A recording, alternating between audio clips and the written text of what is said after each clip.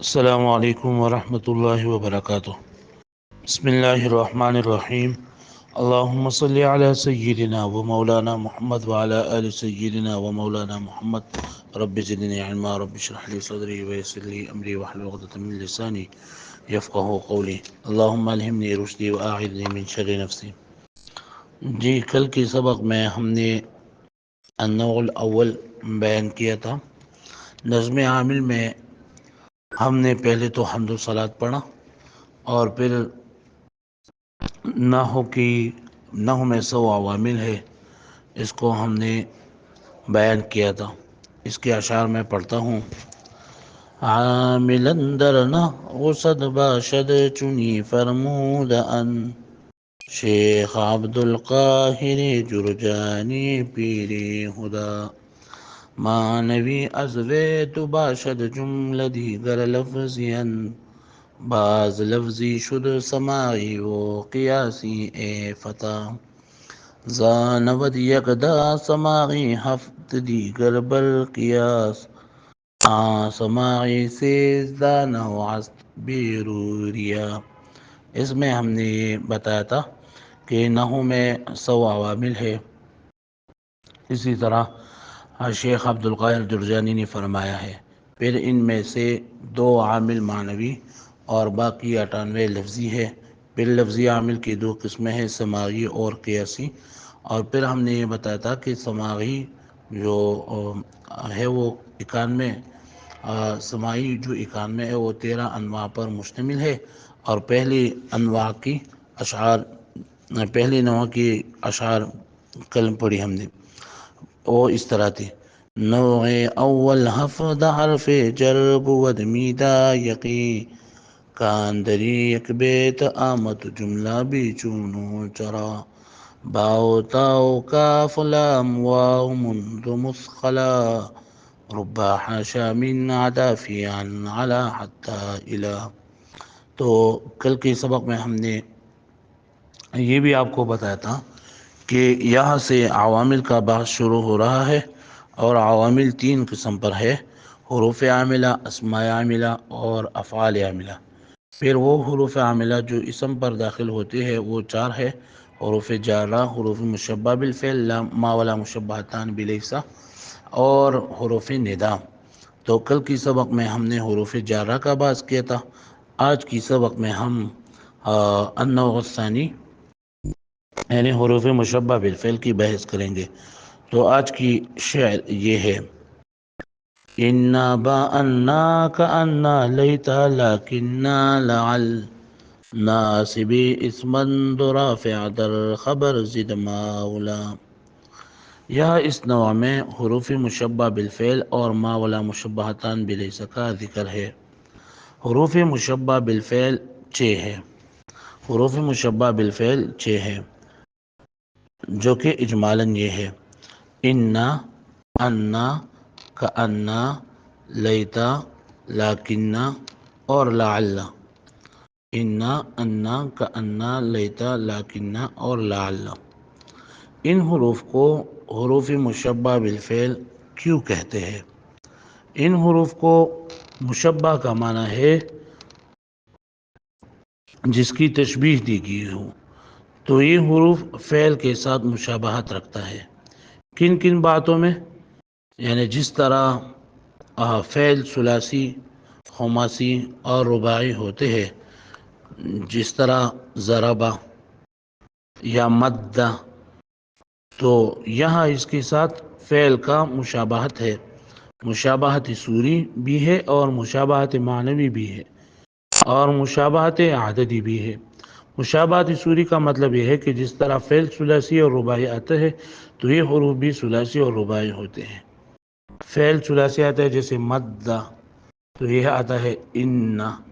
اس طرح فعل آتا ہے فر، تو یہ آتا ہے ان۔ اس طرح لعل اصل میں تھا لعلل، تو یہ ہے دحرج۔ تو یہ سارے اس کو ایک وجہ یہ ہے کہ اس کو حروف مشبہ بالفعل کیوں کہتے ہیں، تو یہ اس کی تعداد فعل کے ساتھ ہے۔ دوسرا ہے کہ اس کا معنی بھی مشابہت بھی ہے۔ جیسے ان ان حققتو کے معنی پر آتا ہے، کأن یہ شبہتو کے معنی پر آتا ہے، لیکن استدرکتو کے معنی پر آتا ہے، لیت تمنیتو کے معنی پر آتا ہے، اور لعل ترجیتو کے معنی پر آتا ہے۔ ان حروف کو حروف نواسخ بھی کہتے ہیں۔ ان حروف کو حروف نواسخ بھی کہتے ہیں۔ حروف نواسخ اس لیے کہتے ہیں کہ یہ مبتدا اور خبر کے عمل کو بدلا دیتا ہے۔ یعنی حروف مبتدا اور خبر تو مرفوع ہوتے ہیں، لیکن جب مبتدا اور خبر پر یہ حروف داخل ہوتے ہیں تو پھر وہ مرفوع نہیں ہوتے۔ حروف مشبہ بالفعل کا عمل یہ ہے کہ یہ مبتدا اور خبر پر داخل ہو کر مبتدا کو نصب اور خبر کو رفع دیتا ہے۔ اس کا عمل یہ ہے کہ یہ حروف مبتدا اور خبر پر داخل ہو کر مبتدا کو نصب اور خبر کو رفع دیتا ہے۔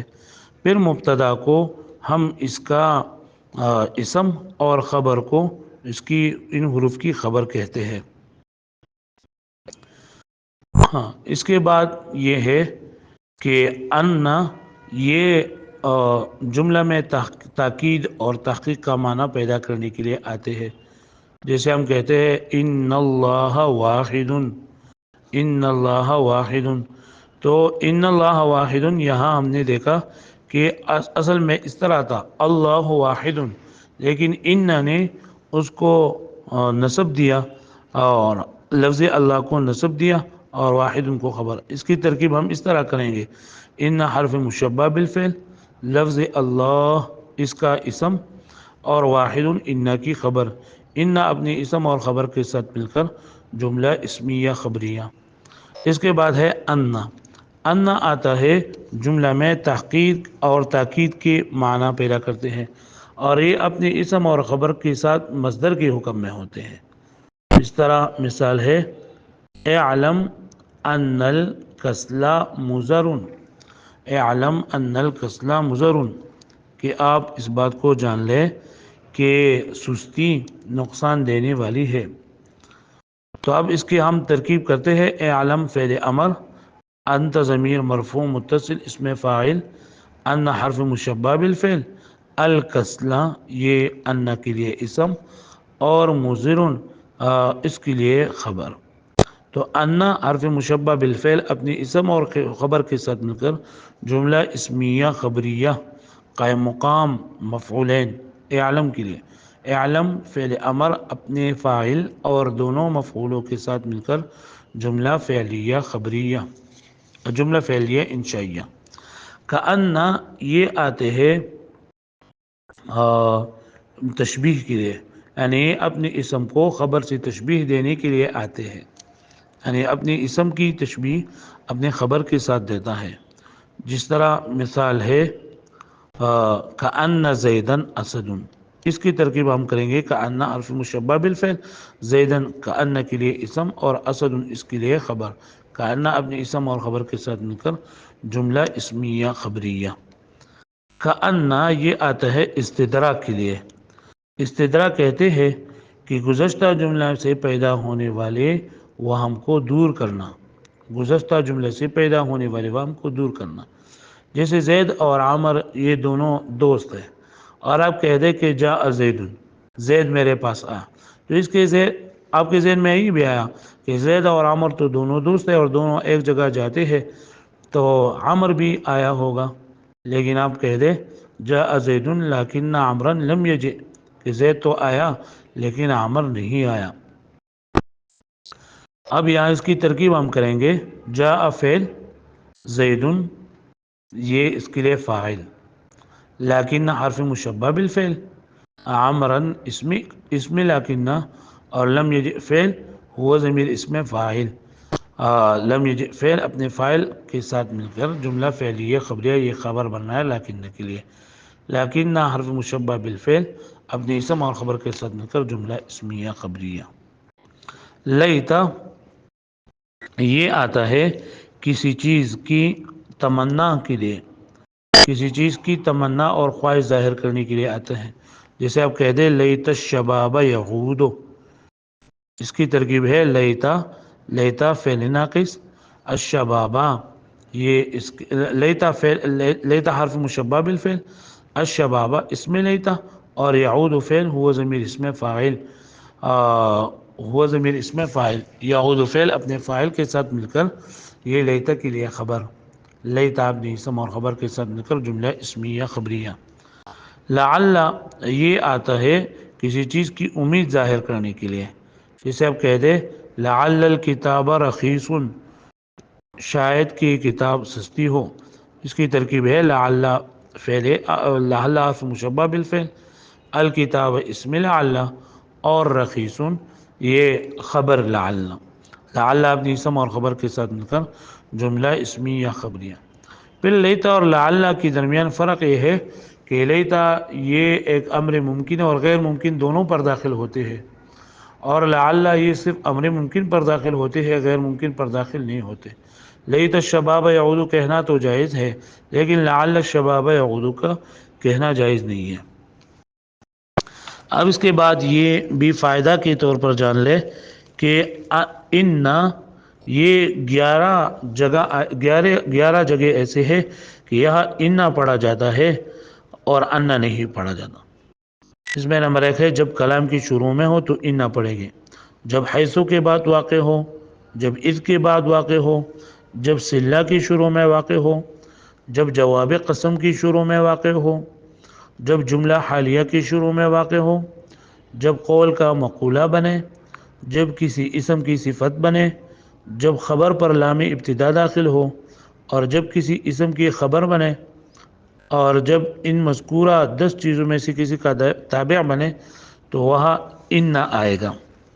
اسی طرح 9 جگہ ایسے ہے کہ جہاں ان ہم پڑھیں گے، وہ 9 جگہ یہ ہے جب فاعل بنے، جب نائب فاعل بنے، جب مفعول بھی بنے، جب مضاف الیہ بنے، اور اس طرح جب مجرور بحرف جر بنے، جب مبتدا بنے، جب مستثنیٰ بنے، جب کسی صفت کی خبر بنے، اور جب ان 8 چیزوں کے کسی چیز کا تابع بنے تو وہاں ہم ان پڑھیں گے، ان نہیں پڑھیں گے۔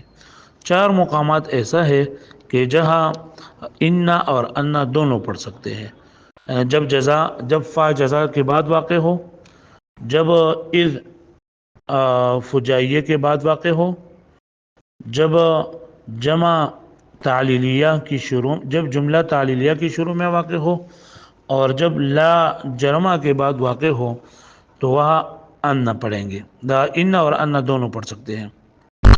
اس کے بعد ہے النوع الثانی، یہ تو حروف مشبہ بالفعل میں ہے، اور النوع الثالث بھی اس طرح ہے، ما ولا مشبہتان بلیسا، یعنی وہ ما ولا جو لیسا کے ساتھ مشابہت رکھتا ہوں، ان کو ما ولا مشبہتان بلیسا اس وجہ سے کہتے ہیں کہ لیسا کے ساتھ 2 باتوں میں مشابہت رکھتے ہیں۔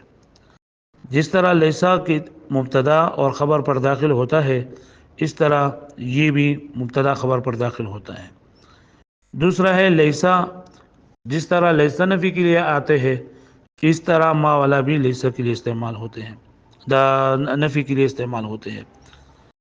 اس مشابہت کی وجہ سے یہ لیسا والا عمل کرتا ہے۔ لیسا کا عمل یہ ہے کہ یہ بھی مبتدا خبر پر داخل ہو کر مبتدا کو رفع اور خبر کو نصب دیتا ہے، مبتدا کو رفع اور خبر کو نصب دیتا ہے۔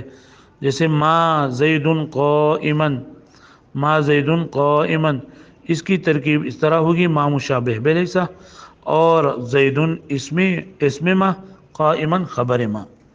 اس طرح لا رجل قائم، لا رجل قائم، اس کا ترکیب اس طرح ہوگی لا مشابہ بلیسا، رجلا اسم لا، اور قائم خبر لا، لا رجل قائم، لا رجل قائما۔